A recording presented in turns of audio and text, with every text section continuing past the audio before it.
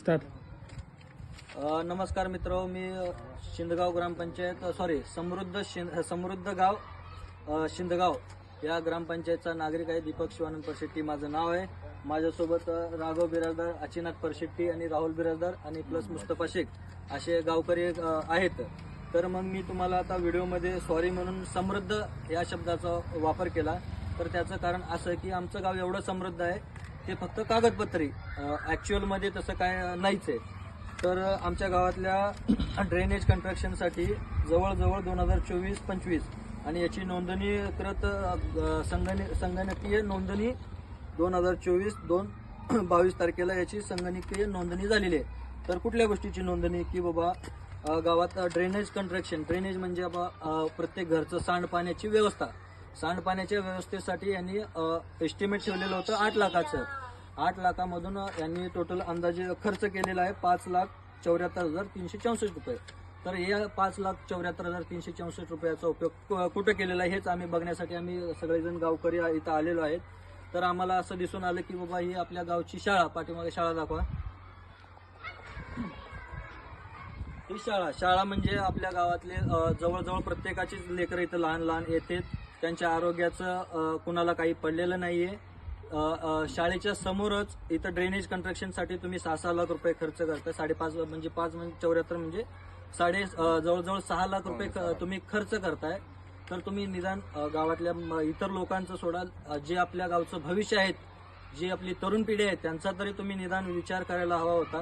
6 लाख रुपये तुम्ही निधी कागदपत्री तुम्ही दाखवून त्या गोष्टीचं निधी उचलून तुम्ही त्याच्यामध्ये आता किती कट दिला, किती कोणाला काय झालं याचं गावकऱ्यांना काहीच नाही. का गावकरी त्या गोष्टीत साक्षर नाही आहेत. तर आम्ही स्वतः त्यामुळं बघण्यासाठी आलेलो होतो.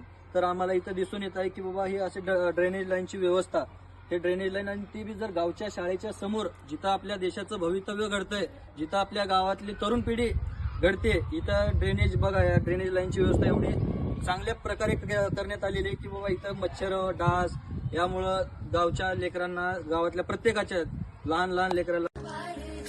नमस्कार शिंदगावचे ग्रामस्थ व नागरिक, व्हिडिओ बनवण्याचं मुख्य कारण म्हणजे असं आहे की बाबा आपण या शिंदगाव गावचे नागरिक आहोत. आपण कुठल्या ना कुठल्या स्वरूपात गव्हर्नमेंटला, सरकारला टॅक्स देतो. ते कर स्वरूपात राहू द्या, घरपट्टीद्वारे राहू द्या, नळपट्टीद्वारे राहू द्या, किंवा आपण एखादी गव्हर्नमेंटकडून वस्तू घेतो त्याच्यावरती जीएसटी आणि एसजीएसटी अशा सीजीएसटी व एसजीएसटीच्या स्वरूपात आपण सरकारला टॅक्स देतो. तर सरकारला आपण टॅक्स का भरतो की बाबा सरकारनं आपल्याला सोयी सुविधा द्याव्या. तसं मग गव्हर्नमेंटचे आता सरकारचा विषय काय माहितीये का, सरकार गावातल्या नागरिकांसाठी 14वा वित्त आयोग व 15वा वित्त आयोगाअंतर्गत काही मूलभूत गरजा पुरवठा करतात. त्याच्यामध्ये काय राहतं की बाबा आपल्या गावातल्या नागरिकांसाठी आरोग्याची योजना, त्याच्यानंतर पाण्याची योजना आणि अशा इतर प्रकारच्या मूलभूत गरजा, त्याच्यामध्ये शिक्षण आलं. मग अशा गोष्टींसाठी सरकार काय करते की 14वा वित्त आयोग आणि 15वा वित्त आयोगाअंतर्गत ग्रामपंचायतला निधी देतो. हा ग्रामपंचायतचा निधी सरळ सरपंच, परत त्याच्यानंतर ग्रामसेवकाद्वारे आणि परत ग्रामसभेद्वारे गावात वितरित केला जातो किंवा त्याचा विकास कामामध्ये उपयोग केला जातो. तर मग आता माझं म्हणणं असं आहे की बाबा 2023 आणि 24 साली ह्या गोष्टीची आपल्याला क्लिअरली साक्षर नसल्यामुळं आपल्याला ह्या गोष्टी माहीत पडत नाहीत. तरी पण कसं आहे माहिती आहे का, आपण साक्षर होणं सगळ्यात महत्वाची काळाची गरज आहे. कारण जर आपण असं असाक्षर राहिलो तर लोक आपला मूलभूत गरजा सुद्धा आपल्याकडून हिसकावून घेतील. त्याच्यामुळे माझं म्हणणं आहे की बाबा थोडंफार साक्षर व्हा. एवढं साक्षर व्हायचं की बाबा आपल्याला मूलभूत गरजा, आज रोजी समजा आपण या गोष्टी करतोय, उद्याच्याला आपल्या मुलांच्या सुद्धा नशिबात ह्या गोष्टी नाही यायला पाहिजे. मूलभूत गरजा तरी भेटायला पाहिजे. चांगलं आरोग्य, चांगलं शिक्षण, चांगलं पाणी, त्या काळाची गरज आहे. आणि मग त्याच विषयाच्या अनुषंगाने मला हे सांगायचं आहे की बाबा 2023 आणि 24 साली आपला आता मी काढलेलं आहे ग्रामपंचायत village panchayat Shindgaon LGD code 1845-03 याच्या अंतर्गत ही माहिती ऑनलाईनला नोंद केलेली आहे.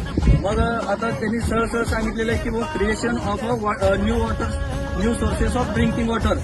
म्हणजे काय याचा अर्थ की बाबा आपण यांनी असं सांगितलेलं आहे की नवीन पिण्याच्या पाण्यासाठी नवीन आम्ही सोर्सेस तयार केलेले आहेत. त्याच्यामध्ये समजा पाण्याची टाकी असो किंवा बोरवेल वगैरे करून गावातल्या नागरिकांसाठी पिण्याच्या पाण्याची सोय केलेली आहे. पण आणि त्याच्यासाठी आता सध्याला त्यांनी बघा ही गोष्ट नोंदणीकृत कधी झालेली आहे 2023/5/30 तारखेला ही 5व्या महिन्यात नोंदणीकृत केलेली आहे त्यांनी. आणि ही 14 XV फायनान्स कमिशन 14व्या वित्त आयोगाच्या अंतर्गत ही गोष्ट केलेली आहे. क्रिया प्रकल्प प्रकार न्यू फ्रेश म्हणजे कसं की बाबा आहे त्या गोष्टीला न दाखवता नवीन यांनी तयार केलेलं आहे हे ह्यांनी सिद्ध केलेलं आहे. आणि त्याच्यासाठी अंदाजे खर्च यांनी मांडलेला आहे 5 लाख, पण तिथे ऍक्च्युअल मध्ये यांनी खर्च दाखवलेला आहे 3,36,013 रुपये.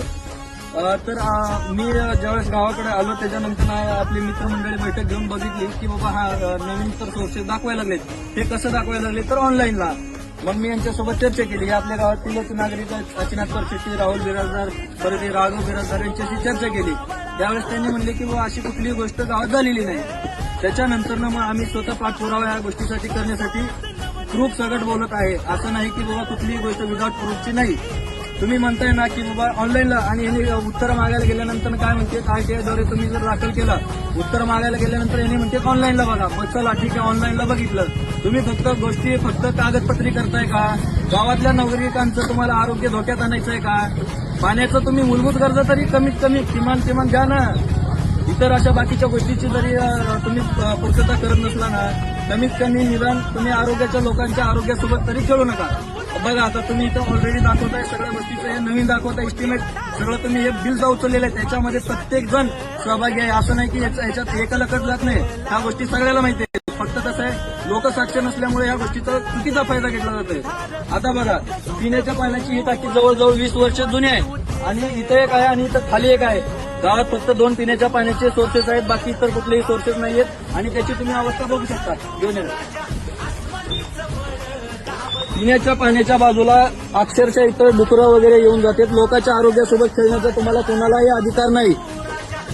मूलभूत गरजा देणं हा आमचा अधिकार आहे आणि गावातले सगळेजण आता जनता साक्षर झालेले आहे. त्याच्यामुळे तुम्ही अजिबात त्या गोष्टीला तुमची गोष्ट खपून गेली नाही. बरोबर का नाही?